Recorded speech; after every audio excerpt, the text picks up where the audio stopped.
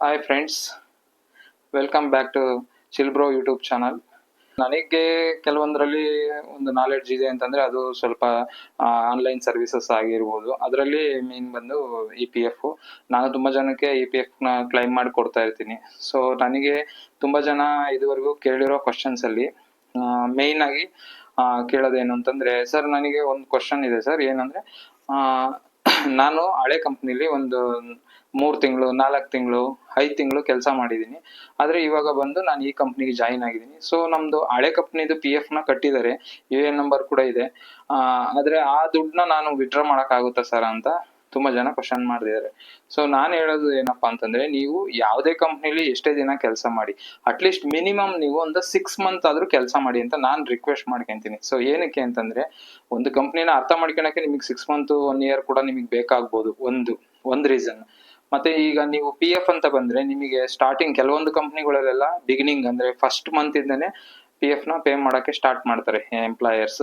ಇನ್ನ ಕೆಲವು ಕಂಪ್ನಿಗಳಲ್ಲಿ ಪರ್ಮನೆಂಟ್ ಆದ್ಮೇಲೆ, ಮೀನ್ಸ್ ಅವ್ರದ್ದೇನು ಒಂದು ಪ್ರೊಫೆಷನರಿ ಪೀರಿಯಡ್ ಅಂತ ಏನಿರುತ್ತಲ್ಲ, ಆ ಪ್ರೊಫೆಷನರಿ ಪೀರಿಯಡ್ ಮುಗಿಯೋವರೆಗೂ ಅವರಿಗೆ ಪಿ ಎಫ್ ನ ಪೇ ಮಾಡಲ್ಲ. ಆದ್ರೂ ಕೆಲವೊಂದು ಕಂಪ್ನಿಲಿ ಪೇ ಮಾಡಿರ್ತಾರೆ, ಅದನ್ನ ಪಿ ಎಫ್ ಆಫೀಸ್ಗಳಿಗೆ ಅದನ್ನ ಕಟ್ಟಿರಲ್ಲ. ಸೊ ಅವರು ಅನ್ಅಫಿಷಿಯಲ್ ಆಗಿ ಯಾವ್ದೋ ಒಂದು ಇದರಲ್ಲಿ ಕಮ್ಯುನಿಟಿ ಅಥವಾ ಒಂದು ಟ್ರಸ್ಟಿ ಅನ್ನೋ ಒಂದು ಇದ್ರ ತರ ಓಪನ್ ಮಾಡ್ಕೊಂಡು ಅದರಲ್ಲಿ ಅವರು ಕೆಲವೊಬ್ರು ಪೇ ಮಾಡ್ತಾ ಇರ್ತಾರೆ.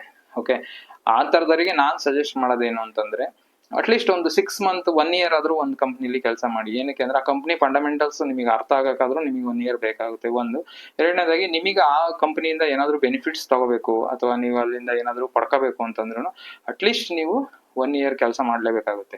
ಆಮೇಲೆ ಪಿ ಎಫ್ ಅಲ್ಲಿ ಬಂದ್ರೆ, ನಿಮಗೆ ಏನಕ್ಕೆ ನಾನು ಈ ವಿಷಯನ ಹೇಳ್ತಾ ಇದೀನಿ ಅಂತಂದ್ರೆ, ಪಿ ಎಫ್ ಅಲ್ಲಿ ಬಂದು ಮಿನಿಮಮ್ ನೀವು 6 ಮಂತ್ ಕೆಲಸ ಮಾಡಿರ್ಲೇಬೇಕು. ಮಿನಿಮಮ್ 6 ಮಂತ್ ಮಾಡಿರ್ಲಿಲ್ಲ ಅಂತಂದ್ರೆ ನಿಮಗೆ ಅದು ಪಿ ಎಫ್ ಇದ್ರೂ ಕೂಡ, ಅಂದ್ರೆ ಕೆಲವೊಂದ್ಸರಿ ನೀವು ಟ್ರಾನ್ಸ್ಫರ್ ಕೊಡ್ತೀರಾ. ಈಗ ಫಾರ್ ಎಕ್ಸಾಂಪಲ್, ಈಗ ನೀವು ಪ್ರೀವಿಯಸ್ ಕಂಪ್ನಿಲಿ ಏನಾದ್ರು ಕೆಲಸ ಮಾಡಿದೀರಾ ಅಂತಂದ್ರೆ, ಆ ಪ್ರೀವಿಯಸ್ ಕಂಪ್ನಿದ ಏನ್ ಕಾಂಟ್ರಿಬ್ಯೂಷನ್ ಇರುತ್ತಲ್ಲ, ನಿಮ್ದು ಎಂಪ್ಲಾಯಿ ಮತ್ತೆ ಎಂಪ್ಲಾಯರ್ ಕಾಂಟ್ರಿಬ್ಯೂಷನ್, ಅದನ್ನ ವಿಡ್ರಾ ಮಾಡಕ್ ಕೂಡ ಆಗಲ್ಲ. ವಿಡ್ರಾ ಮಾಡಬೇಕು ಅಂತಂದ್ರೆ ನೀವು 6 ಮಂತ್ ಆದ್ಮೇಲೆ ಮತ್ತೆ ಒಂದು 3 ಮಂತ್ಸ್ ಗ್ಯಾಪ್ ಬಿಡಬೇಕಾಗುತ್ತೆ. ಸೊ ಅವಾಗ ನಿಮ್ದು ಅದು ಇನ್ಆಕ್ಟಿವ್ ಅಂತ ಬರುತ್ತೆ. ಯು ಎನ್ ಇನ್ಆಕ್ಟಿವ್ ಆಗಿದೆ, ಮೀನ್ಸ್ ಅದರಲ್ಲಿ ಏನು ಫಂಡ್ಸ್ ಅದಕ್ಕೆ ಬೀಳ್ತಾ ಇಲ್ಲ ಅಂತ ಅಂದಾಗ, ಸೊ ಆ ಟೈಮಲ್ಲಿ ನೀವು ನಿಮ್ದು ಮಾರ್ಕ್ ಆಫ್ ಎಕ್ಸಿಟ್ ಅಂತ ಇರುತ್ತೆ. ಆ ಮಾರ್ಕ್ ಆಫ್ ಎಕ್ಸಿಟ್ ನ ನೀವು ಮಾರ್ಕ್ ಮಾಡ್ಬಿಟ್ಟು ಬೇಕಾದ್ರೆ ನೀವು ಆ ದುಡ್ಡನ್ನ ವಿಡ್ರಾ ಮಾಡ್ಕೋಬಹುದು. ಇನ್ನ ಕೆಲವ್ರು ಏನ್ ಮಾಡ್ತಾರೆ, ಈಗ ಈ ಮಂತ್ ನೀವು ಕೆಲಸ ಬಿಟ್ಟಿದ್ದೀರಾ ಅಂತಂದ್ರೆ ನೆಕ್ಸ್ಟ್ ಮಂತ್ ಬೇರೆ ಇನ್ನೊಂದು ಕಂಪನಿಗೆ ಹೋಗಿ ಜಾಯಿನ್ ಆಗ್ತಾರೆ. ಸೊ ಜಾಯಿನ್ ಆದಾಗ ಆವಾಗ ಏನಾಗುತ್ತೆ ಅಂತಂದ್ರೆ, ನೆಕ್ಸ್ಟ್ ಮಂತ್ ಇಂದಾನೆ ಅವ್ರದ್ದು ಪಿ ಎಫ್ ಕಂಟಿನ್ಯೂಷನ್ ಬರಕ್ ಸ್ಟಾರ್ಟ್ ಆಗುತ್ತೆ.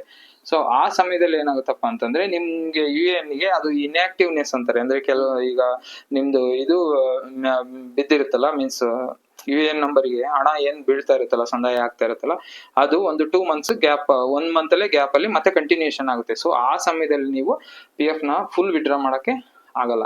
ಆ ಸಮಯದಲ್ಲಿ ನೀವ್ ಏನ್ ಮಾಡಬೇಕಪ್ಪ ಅಂದ್ರೆ, ಒನ್ ಅಕೌಂಟ್ ಒನ್ ಟ್ರಾನ್ಸ್ಫರ್ ಅಂತ ಒಂದು ಆಪ್ಷನ್ ಇದೆ ಪಿ ಎಫ್ ಇದ್ರಲ್ಲಿ. ಅಲ್ಲಿ ಹೋಗಿ ನೀವು ಅದನ್ನ ನಿಮ್ದು ಇನ್ನೊಂದು ಕಂಪನಿಗೆ ಮೂವ್ ಮಾಡ್ಕೋಬೇಕು ಅಂತಂದ್ರೆ ಅಟ್ಲೀಸ್ಟ್ ಮಿನಿಮಮ್ ನಿಮ್ದು 6 ಮಂತ್ ಆಗಿರ್ಬೇಕು.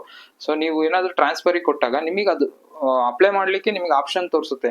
ಬಟ್ ನೀವು ಒನ್ಸ್ ಪಿ ಎಫ್ ಆಫೀಸಿಗೆ ನೀವ್ ಏನಾದ್ರು ರಿಕ್ವೆಸ್ಟ್ ಕೊಟ್ಟಿರ್ತೀರಲ್ಲ, ನಿಮ್ದು 6 ಮಂತ್ ಗಿಂತ ಒಳಗಡೆ ನಿಮ್ದು ಸರ್ವಿಸ್ ಏನಾದ್ರು ಇದೆ ಅನ್ನೋದು ಪಿ ಎಫ್ ಆಫೀಸರ್ಸ್ಗೆ ನೀವು ಅದು ವೆರಿಫಿಕೇಶನ್ ಮಾಡಿ ಅವ್ರು ಟ್ರಾನ್ಸ್ಫರ್ ಗೆ ಅಪ್ರೂವ್ ಕೊಡೋ ಟೈಮಲ್ಲಿ ನಿಮ್ದು ವಿತಿನ್ 6 ಮಂತ್ ಅಲ್ಲಿ ನಿಮ್ದು ಸರ್ವಿಸ್ ಇದೆ ಅಂತ ಗೊತ್ತಾದಾಗ ಆ ಟ್ರಾನ್ಸ್ಫರ್ ನ ಅವರು ಕನ್ಸಿಡರ್ ಮಾಡಲ್ಲ. ನಿಮ್ದು ಸರ್ವಿಸ್ ಏನಿರುತ್ತೋ ಆ 6 ಮಂತ್ ಸರ್ವಿಸ್ ವೇಸ್ಟ್ ಆಗಿ ಹೋಗುತ್ತೆ. ಸೊ ನೀವು ಕಟ್ಟಿರೋ ದುಡ್ಡು ಕೂಡ ನಿಮಗೆ ಬರಲ್ಲ, ಅದು ಗೌರ್ಮೆಂಟಿಗೆ ಹೋಗೋ ಚಾನ್ಸಸ್ ಇರುತ್ತೆ. ಸೊ ಅದಕ್ಕೆ ನಾನು ನಿಮ್ಮಲ್ಲಿ ರಿಕ್ವೆಸ್ಟ್ ಮಾಡ್ಕೊಳೋದೇನಂದ್ರೆ, ಅಟ್ಲೀಸ್ಟ್ ಒಂದು 6 ಮಂತ್ ಆದ್ರೂ ವರ್ಕ್ ಮಾಡಿ. ಸೊ ಅವಾಗ ಏನಾಗುತ್ತೆ, ನಿಮ್ಮ ಪಿ ಎಫ್ ಏನಿರುತ್ತಲ್ಲ, ಪಿ ಎಫ್ ಹಣ ಏನಿರುತ್ತೆ ಅದನ್ನ ನೀವು ಪ್ರೆಸೆಂಟ್ ಕಂಪನಿಗೆ ಮೂವ್ ಮಾಡ್ಕೋಬಹುದು. ಈ ಪ್ರೆಸೆಂಟ್ ಕಂಪನಿಗೆ ಮೂವ್ ಮಾಡ್ಕೋಬೇಕು ಅಂತಂದ್ರೆ, ಕೆಲವೊಬ್ರು ಏನ್ ಮಾಡಿರ್ತಾರೆ, ಅಲ್ಲೇನೋ ಸ್ವಲ್ಪ ಕಾಂಟ್ರವರ್ಸಿ ಮಾಡ್ಕೊಂಡು ಹಳೆ ಕಂಪನಿಲಿ ಏನೋ ಒಂದು ಇದನ್ನ ಗ್ರೀವ್ನೆಸ್ ಇಟ್ಕೊಂಡು ಅವರು ಅಲ್ಲಿಂದ ಕೆಲಸ ಬಿಟ್ಟಿರ್ತಾರೆ. ಸೊ ಆ ಸಮಯದಲ್ಲಿ ಏನಾಗುತ್ತೆ, ನಿಮ್ದು ಪಿ ಎಫ್ ನ ನೀವು ಪ್ರೆಸೆಂಟ್ ಕಂಪ್ನಿಗೆ ಮೂವ್ ಮಾಡ್ಕೋಬೇಕು ಅಂತಂದಾಗ ಗೌರ್ಮೆಂಟ್ ಅದಕ್ಕೂ ಕೂಡ ಒಂದು ಅವಕಾಶ ಕೊಟ್ಟಿದೆ. ನೀವ್ ಏನೇ ಜಗಳ ಆಡ್ಕೊಂಡು ಅವ್ರದ್ದು ಅಪ್ರೂವಲ್ ನೀವು ಅವ್ರ ಹತ್ರ ಹೋಗೋ ನೆಸೆಸಿಟಿನೇ ಇರಲ್ಲ. ಸೊ ಈಗ ಪ್ರೆಸೆಂಟ್ ಇರೋ ಕಂಪ್ನಿಲಿ ನೀವು ರಿಕ್ವೆಸ್ಟ್ ಮಾಡ್ಕೊಂಡು ಏನ್ ಹೇಳ್ತಾರೆ, ಆ ರಿಕ್ವೆಸ್ಟ್ ಅಪ್ರೂವ್ ಮಾಡ್ಲಿಕ್ಕೆ, ಮೀನ್ಸ್ ನಿಮ್ದು ಏನು ಟ್ರಾನ್ಸ್ಫರ್ ಕೊಟ್ಟಿರ್ತೀರೋ ಅದನ್ನ ನೀವು ಅಪ್ರೂವ್ ಮಾಡ್ಲಿಕ್ಕೆ ಅವರಿಗೆ ಒಂದು ಆಪ್ಷನ್ ಇದೆ.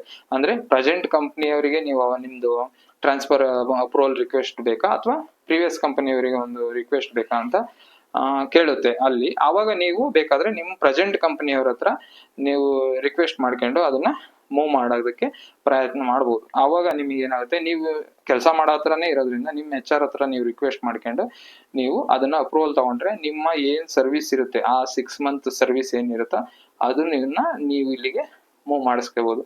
ಈ ಬೆನಿಫಿಟ್ ನ ನೀವು ಉಪಯೋಗಿಸ್ಕೊಂಡು ನಿಮ್ ಕೈಲಿರುತ್ತೆ. ಓಕೆ, ಯಾರೆಲ್ಲ ನಮ್ಮ ಚಾನಲ್ ಇಂದ ಸಬ್ಸ್ಕ್ರೈಬ್ ಮಾಡ್ದೇನೆ ನೋಡ್ತಾ ಇದ್ರೆ ದಯವಿಟ್ಟು ಸಬ್ಸ್ಕ್ರೈಬ್ ಮಾಡ್ಕೊಳ್ಳಿ. ಮತ್ತೆ ಈ ತರ ಇನ್ಫಾರ್ಮೇಟಿವ್ ವಿಡಿಯೋಸ್ ನಿಮ್ಗೆ ಏನಾದ್ರು ಇಷ್ಟ ಆಗಿದ್ರೆ ಅದನ್ನ ನಿಮ್ಮ ನೆಕ್ಸ್ಟ್ ನಿಮ್ಮ ಸ್ನೇಹಿತರಿಗಾಗಿರ್ಬೋದು ಅಥವಾ ನಿಮ್ಮ ತುಂಬಾ ಜನ ಬೆಂಗಳೂರಲ್ಲಿ ವರ್ಕ್ ಮಾಡ್ತಾ ಇರೋರು ತುಂಬಾ ಜನ ಈ ಒಂದು ಪ್ರಾಬ್ಲಮ್ ನ ತುಂಬಾ ಜನ ಫೇಸ್ ಮಾಡ್ತಿರ್ತಾರೆ.